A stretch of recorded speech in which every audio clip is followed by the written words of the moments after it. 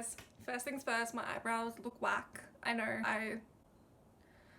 I shaved my eyebrow pencil and I didn't realize how dark the color was until now, so luckily only like 2 people are gonna watch this anyway, so it's literally fine. Today's video is gonna be me reading NCIS fanfiction. I'm really scared. This came about because I was trying to find the scene of Gibbs, Tobias, and Gibbs' other friend, I think his name's like Paul or Phil or something like that, and they're all at Gibbs' cabin and they're all like around some sort of like campfire or circle or whatever, and they're singing the song Show Me the Way to Go Home, and I really wanted to find that scene because I couldn't find it anywhere and I couldn't remember what episode it was from. But then as I was googling it, it just auto came up with Tobias and Tony fanfiction, and I didn't know there was a subgenre for that. I didn't even know NCIS had fanfiction. I just assumed it was a bunch of like pensioners watching the show, to be completely honest. I didn't know that people who were part of the NCIS fandom knew how to use the internet. I'm really scared to read some fanfiction. Got my laptop here, so if you see me looking anywhere that's not the camera, that's why. Let's get into it. Oh my god, I'm so fucking scared. The fanfiction I'm gonna read today is called When You Least Expect It. I'm terrified. So the summary says, Tony finds love when he wasn't expecting it. Will that love be strong enough to get him through a heartbreaking and vengeful time? Happy reading. Definitely won't be reading this happily. And enjoy. I'm not gonna enjoy. They say opposites attract, or you find love from the least expected person. All it takes is one moment. A moment where everything clicks or falls into place. It's that moment where one finally realizes their true feelings for another person. Love isn't everything that can be discovered in that one moment. Sometimes betrayal is found, but if the love is mutual and strong, it will help battle away the heartbreak. Strong love will make sure nothing could break it, destroy it. Jealousy, envy, and downright hatred, with a capital H. The grammar is horrible. No, that's a bit mean. Probably should have proofread that before you published it, whoever you are. Go off. At the Winchester Girl 88, guessing she's from Winchester. Jealousy, envy, and downright hatred doesn't stand a chance of coming in between true love. Tony DiNozzo found such a moment. Oh my god, is this He actually didn't understand how something this life-changing could occur in the most unexpected way. It didn't matter if the person was older or was in fact a man.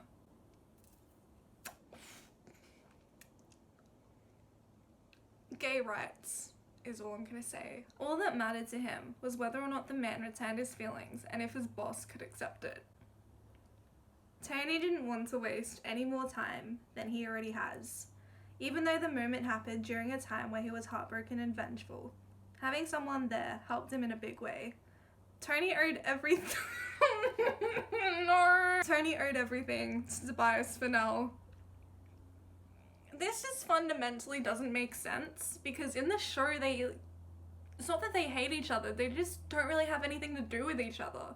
Like, Tobias thought that Tony was a murderer at one point and a cannibal because of planted evidence. So it doesn't make sense that Tony and Tobias would be in love with each other.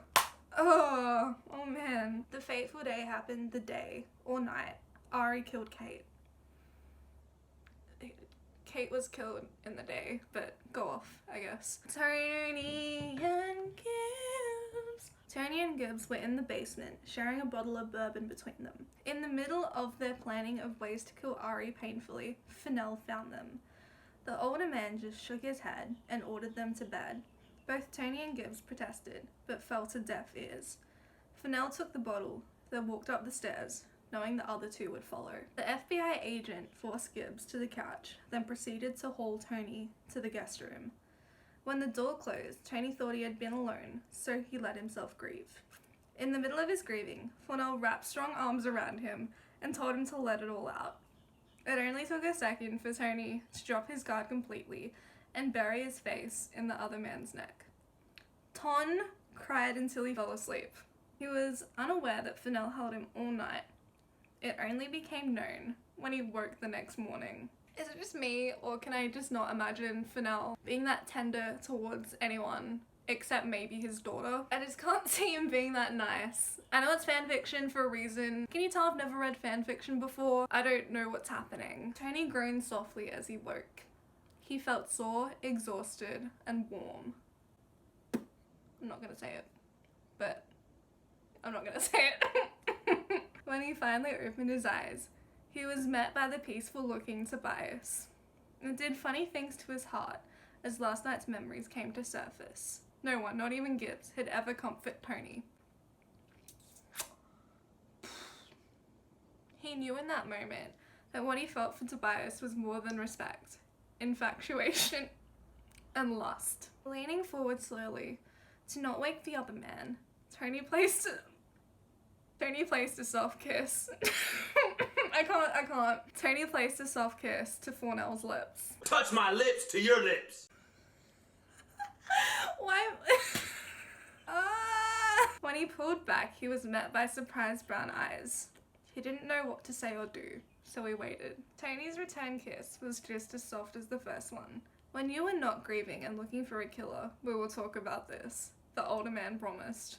It's rude. Just because he's old doesn't mean he's not charming. Leave Tobias alone. Hashtag Tobias rights. He caressed Tony's cheek. Right now, we will get up, get Gibbs up, go eat breakfast before work. Sound good? Tony smiled. Yeah. They went to breakfast, then to the Navy Yard. Investigation started right away, along with Kate's funeral. Tony was thankful that Tobias was there. The older man sat next to him and discreetly held Tony's hand throughout the service. Tobias was also there during the investigations, making sure Tony didn't overwork and Gibbs kept focus. The FBI agent was their calming force. Even when Jenny Shepard put Ziva DeVete on the team, the FBI agent was their calming force. Tobias is never calming. When he turns up, you know chaos is about to ensue. But go off. Tobias quietly told Tony that he would handle everything concerning the woman and the director. Hey, don't be rude to Ziva. What did she do to you, hey? Except for protect her brother. I mean, I'd probably do the same. Like, do what you gotta do for family. Ziva didn't know that Ari was gonna shoot Kate. She didn't know. She just thought her brother was a good Mossad officer. Why am I so pressed? It's not that deep. Tony refused to think what would have happened if Tobias hadn't been around. Their investigation shed some light on a lot of treasonous acts. They owe it all to Tobias. Good boy, Tobias. The week after the funeral, Ari resurfaced. Tony and Tobias had been staying at Gibbs's house. Tony felt safe there, and Tobias was keeping an eye on the other two. All three of them had been in the basement when they heard someone trying to quietly move through the house. Each of them knew the intruder was male. How do you know? How do you know that shit? How do you know it couldn't have been a woman? Equal rights? Am I freaking right? Tony blended into the shadows under the stairs, gun drawn and ready. Tobias stood behind the storage shelf, holding his gun down by his side.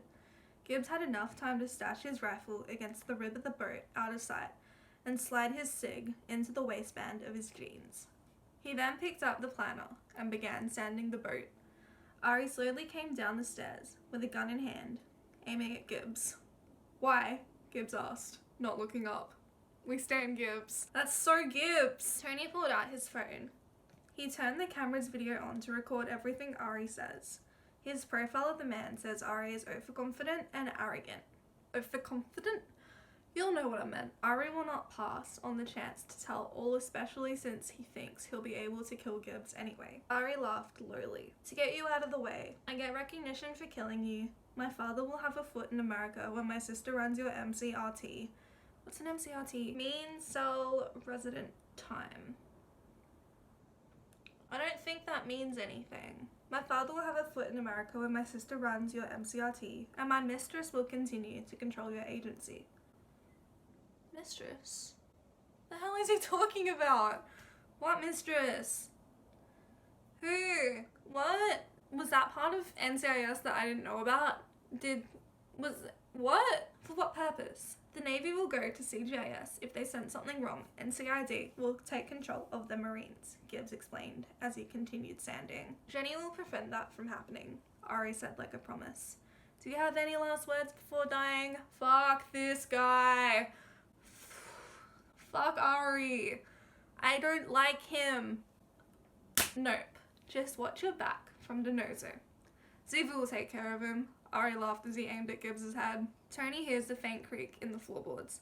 Quickly but quietly, Tony snuck up behind Ari and knocked him out with the gun.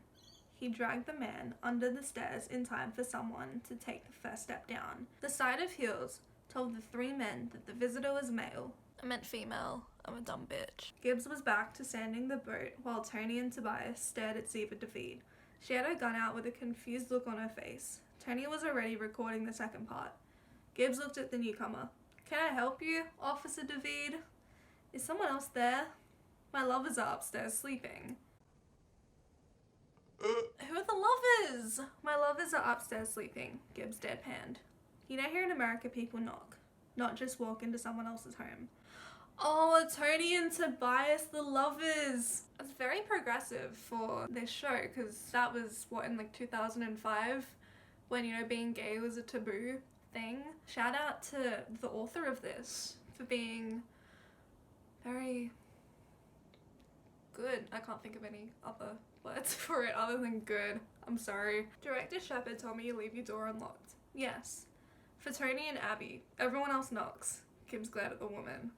I am sorry, she replied. Her voice told them she wasn't really sorry. Do you need something? No, I will leave. Good night, Agent Gibbs. She turned and walked up the stairs.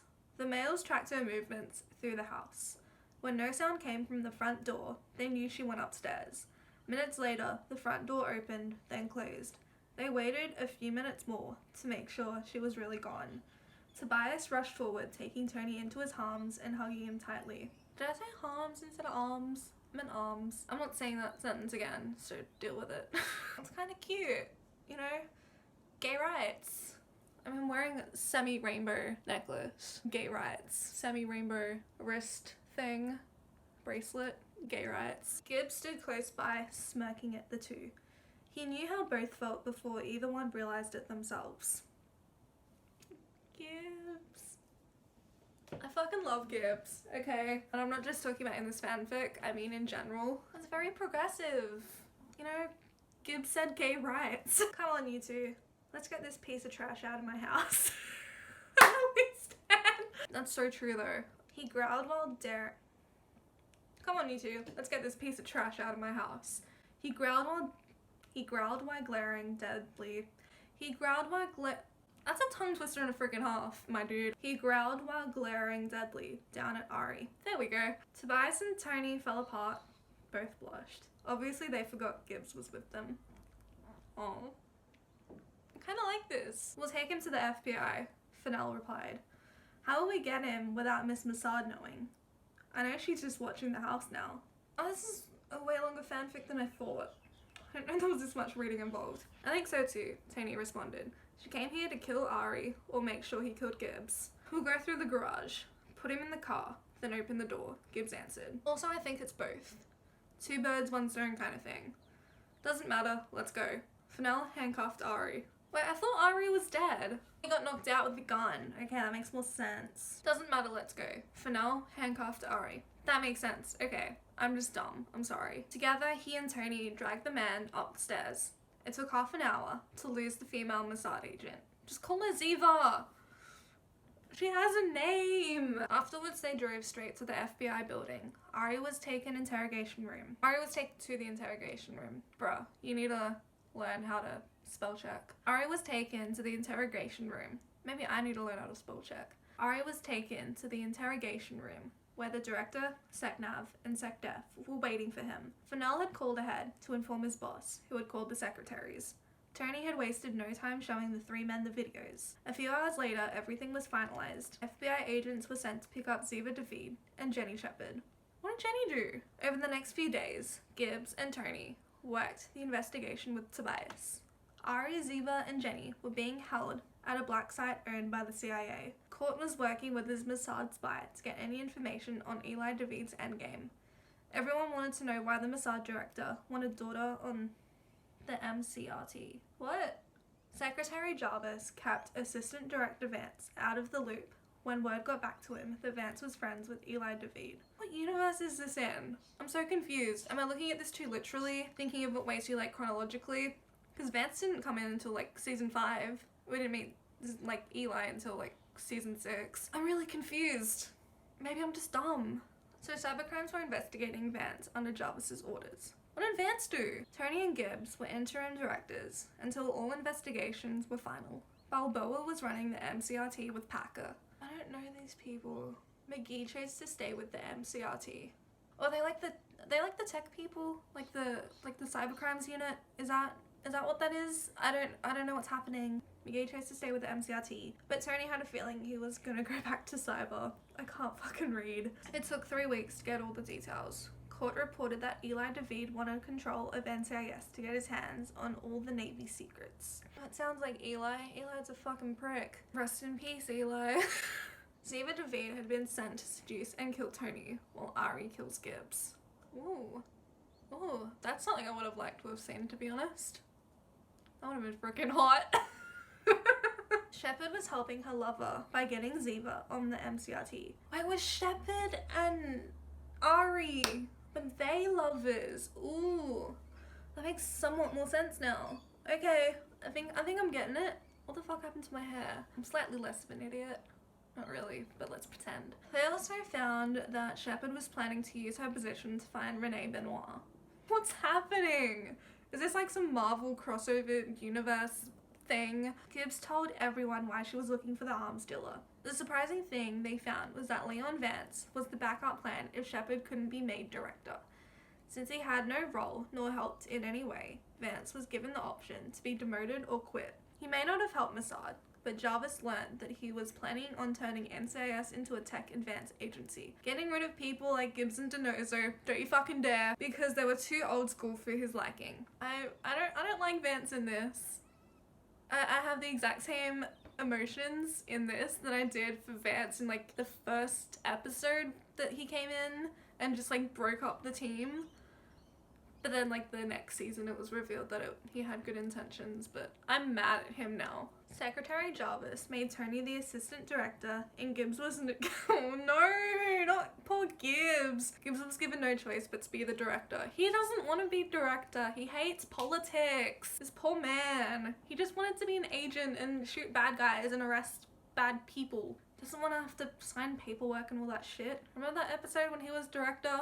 That like nearly killed his soul. Neither were really happy and told the smug secretary just that. Tony told Jarvis he wasn't leaving DC. Jarvis countered with an "I wouldn't dream of it." Apparently Jarvis needed Tony to be the middleman between Gibbs and the rest of the Navy Yard. Tony knew Gibbs was going to make sure every team ran to his standards. Damn straight. After everything was said and done, Tony and Tobias went to Gibbs' house to fuck. I'm sorry. As soon as the door closed, Gibbs began ranting. Tony and Tobias sat on the couch and watched the man move like an agitated tiger. How long until he calms down? Tobias whispered. I should probably method act this. How long until he calms down? Ooh, ASMR.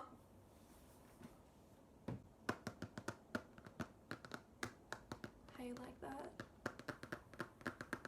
Sensual. Oh my god, I hate myself. How long till he calms down? I don't know. I'll give him a couple hours until I say anything.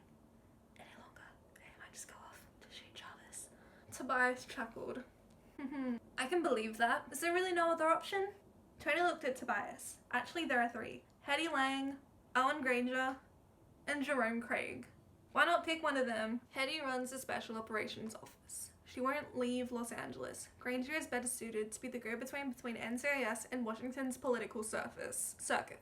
I thought NCIS was in Washington. Am I just an idiot? Don't answer that. And Craig is the deputy, but he's not too politically ambitious to run NCIS. Gibbs will run the office the right way, and the closure rates will go up for all the teams, not just the MCRT, Tony explains. Tobias laughs at the sudden thought of that. He'll have them running like Marines. I have no doubt about that. After all, I wasn't allowed field work until my marksmanship and knife training was up to his standards. Tony grinned at Tobias' surprised look. Okay, are you alright with the assistant director job? Tobias asked to change the subject. Tony shrugged. I don't know. I like the idea of not having to do undercover work anymore. I bet he doesn't like undercover work. R.I.P. Jean. She's not dead, but R.I.P. But I'll miss the field work and the investigating. I just want to roll my eyes. I'm sure you can find... No, that's probably bad for the audio. I was hella comfortable though. I'm sure you can find some kind of compromise. If not, then you can just grab a cold case and get to work. Tobias wrapped an arm around Tony's shoulders. Aw. Denozo, whenever you... Denozo! I'm trying to do a Gibbs. Let's see how this goes. Denozo! Whenever you are done canoodling with the FBI, maybe you can help me. That was bad. Was bad. I'm sorry. Gibbs glared at the two on his couch. We are not canoodling, Jeffro. Jeffro, Tobias responded. We're waiting for you to finish your tirade about being director. Tony would make a better director. Call Jarvis and tell him so. Gibbs ordered, as he sat in a chair. Gibbs, I can't be the director yet. I don't meet the qualifications. All my legends are still active. Being director now will get me killed, Tony countered. Gibbs growled and raked his hands through his hair. Damn it, Tony. Why did you have to be so goddamn good at being undercover? Tony shrugged. Maybe it has something to do with having a con man for a father. Ooh, tea. Then remind me to shoot him when he's in town. Tony laughed. Alright. Tony, Jethro. Tobias gave him a shocked look. No one is shooting anyone. Jethro, take the position. The agents are too scared of you to screw anything up. You can make NCIS the way you want it. Tony will be there to run interference with the other agencies and politicians. Tobias is right, Gibbs. Hell, Mario told you almost the same thing. I don't know if anyone else picked this up while watching the show, but I think it's hilarious that the director in the first, 2 seasons was named Tom Morrow. Seriously, Gibbs being director won't be that bad. Look at it this way, you won't have to put up with the Leos anymore. Tony grinned. Gibbs grunted. Fine, but I refuse to have a guard or escort. Escort? I'm a Marine, I can protect myself. I'll let them know. Why don't you call Abby and Ducky? We'll celebrate both promotions and let them know everything that has been going on. Alright, don't do anything on my couch. So now that everything is done, how about that date? Tony smiled at Tobias. How does tomorrow night sound to you? Tobias smiled in return. Perfect. Tony gave the older man a quick kiss. Stop referring to him as the older man. That's rude. I thought I said don't do anything on the couch. Gibbs growled as he walked back in.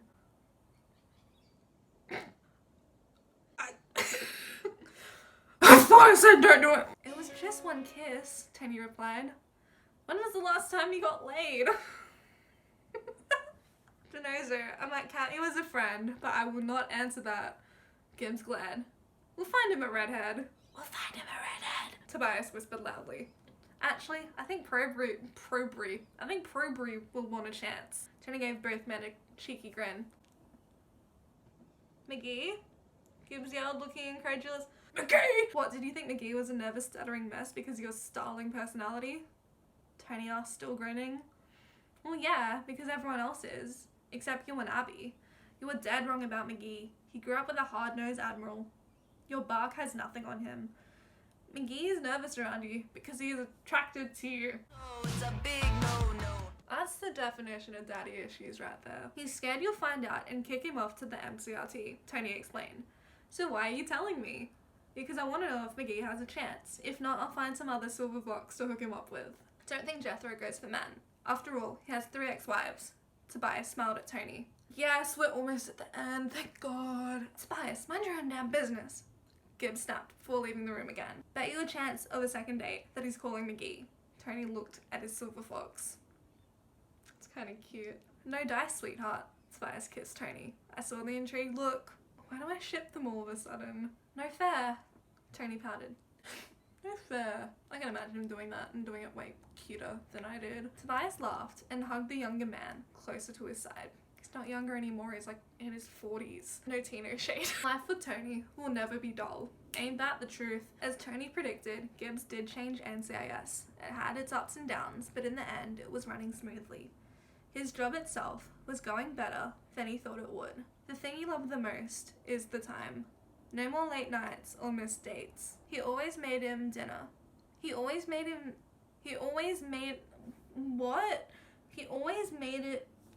for dinner with Tobias, and I think it's like he always made it in time for dinner with Tobias, and sometimes Emily was there. If we're gonna be real, Emily's the best part of NCIS.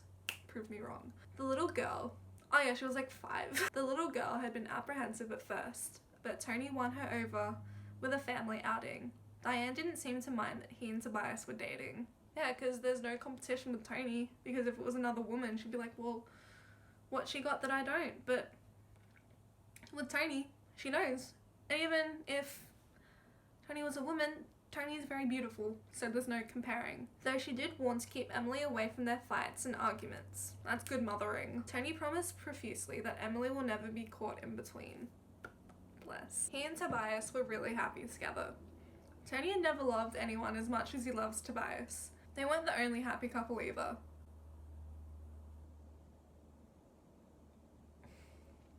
Gibbs and McGee's relationship was just as strong as theirs. No. I can kind of get my head around Tobias and Tony because they didn't really talk in the actual series. But in NCIS, like the series, Gibbs and McGee like father-son kind of. And Gibbs is very much like Tim's actual father. So that's just weird to me. Just don't date someone that reminds you of your dad. That's weird. Both couples more than often spent time together. Tony guessed the saying was true. You can find love when you least expect it. Why do I like them together now? Like when I was first reading this, I was like, oh hell no, to the no. I didn't like it at all. I just thought the idea was absurd and stupid. But now I kind of see it. I kind of like them together in fanfic universe, not real NCIS universe. Not real NCIS universe, but you know what I mean, like in the series. Overall, decent fanfic. Shout out to the person that created it. They signed off as Finn, so shout out Finn. Username is dwinchester8.